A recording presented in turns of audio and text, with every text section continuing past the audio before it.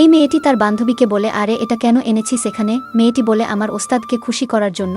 আসলে তারা গাড়ি চালানো শিখতে এসেছিল, কিন্তু তার ওস্তাদ তাকে বুঝানোর বদলে তাকে বাজে বাজে কথা বলতে শুরু করে এবং বলে, তুমি এটা কেন পারবে না? তার খারাপ আচরণ দেখে এই মেয়েটি বলে, আপনার ব্যবহার কুকুরের মতো কেন?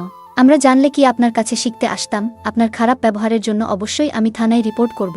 এই বলে চলে আসতে লোকটিও রিপোর্ট তুলে নেওয়ার জন্য পিছনে ঘুরে তারপরে তারা পার্লারে গেলে ছেলেটি তাদের কাছে থেকে টাকা বেশি চাইলে মেয়েটি বলে, তোমার বাহিরের সাইনবোর্ডের সাথে তোমার কথার মিল নেই, আমাদের কি পুলিশে রিপোর্ট করতে হবে? ছেলেটি ভয়ে তাদের ফ্রিতেই কাজ করে দেয়। তারপরে তারা বাড়িতে ফিরতেই একটি ছেলেকে তাদের বাড়িতে কাজ করতে দেখে এই মেয়েটি অবাক হয়। তখন এই মেয়েটির মা আসে এবং ছেলেটিকে খাবার আনতে বাহিরে পাঠায়। তারপরে এই মেয়েটি বলে, খালা, এত ইয়াং ছেলে বাড়িতে রাখা ঠিক না। সে বলে, আরে সে কাজের ছেলে না, সে সরকারি বীমা অফিসের ছেলে। প্রতিদিন সে আমায় বিরক্ত করে বীমা করার জন্য, তাই সে বাড়িতে আসলেই আমি কাজে লাগাই বীমা খুলব বলে।